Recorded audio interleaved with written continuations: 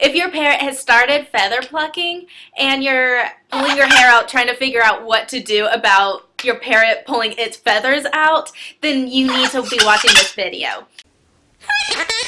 I hope you enjoyed this video brought to you by the Parrot Mom.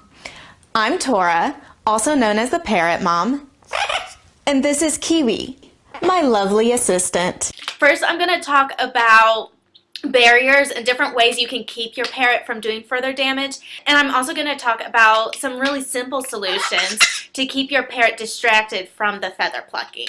The first barrier that I want to talk to you about is the cone of shame, as I call it. It's a collar that you can get from your vet, goes around your parrot's neck, and it keeps them from being able to get to their chest feathers and their back and stuff. It's very helpful for an emergency situation until you figure out what's going on with your parrot.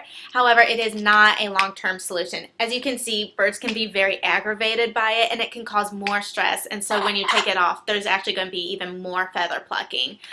Just like all these solutions, it's going to be up to your parrot and how your parrot reacts to it. You can see Kiwi definitely doesn't like it, but after having it on for a few minutes, she does usually calm down a little bit. For us, it's what I've decided to do because I don't want a bald parrot until we can figure out what's going on with her. The next barrier that I want to talk about is a crop bra or a feather protector. There's several different names for these, but this one is called a feather protector. There's a lot of different types of them, and you can order them from several different companies. They're usually made custom for your type of parrot so that it'll fit them. Another thing that you can use, and again, it's going to work better for some parrots than others, is a bitter apple spray. There's several different types of Pluck No More sprays or different sprays that you can put on your parrot. They don't taste good to the parrot, and so it keeps them from plucking their feathers. One thing when I was talking to my vet about it, he did mention that parrots don't have nearly the same amount of taste buds as we do. So it's not as effective as you would think it would be because they just simply can't taste it. A few others that I want to talk to you about, I don't have them to show you. However, if you go to my Facebook group, The Parrot Mom, you'll find a document with all this information in it and also the sources and the research I did. Similar to the collar is a bubble collar. It's going to keep the parrot from being able to bend its neck back, and so it won't be able to pluck the feathers. It is a little bit more immobilizing, so it just depends on how your parrot does with it.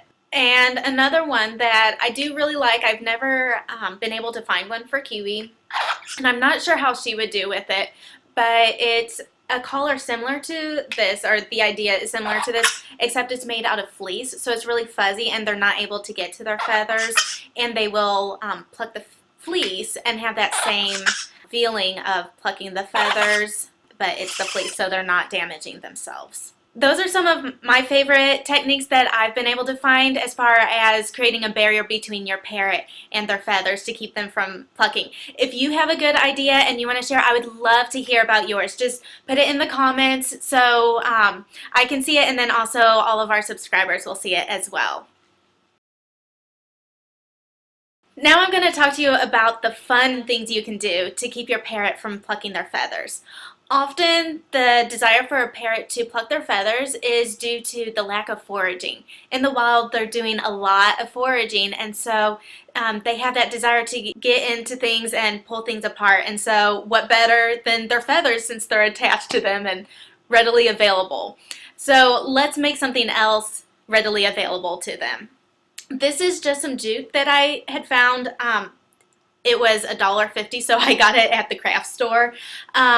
There's a lot of different opinions about jute. You want to know how your bird's going to react to it, if it's going to eat it, if it's going to play with it so much it might get tangled in it. This I just got, so I really haven't played with it too much, but stay tuned. I'll be making some more videos of some homemade toys that you can make with your parrot. Another thing really similar to the jute is some 100% cotton rope. This is just a dog rope for tug of war. So I pulled it apart and kind of made it into just a longer rope where she can climb, or also I can start taking it apart and making some more toys with it. The next fun thing is some kind of a feeding device. I love this. Actually, I don't love it nearly as much as Kiwi does, but she has to figure out how to get the food down and twist these until she's able to eat. I no longer give her food in a dish, but I only give her food through different foraging devices like this. Again, you can find these at several of the large pet stores, or you can go online and buy them directly from the manufacturers. Just look for foraging toys. Okay, so you know those simple straws that you drink out of? Well, these used to be those. Kiwi loves to destroy them. And remember, if your parrot is not destroying the toys in its cage, it'll start destroying the things in your house that you love. So always provide your parrot with lots of toys that it can destroy and have fun with.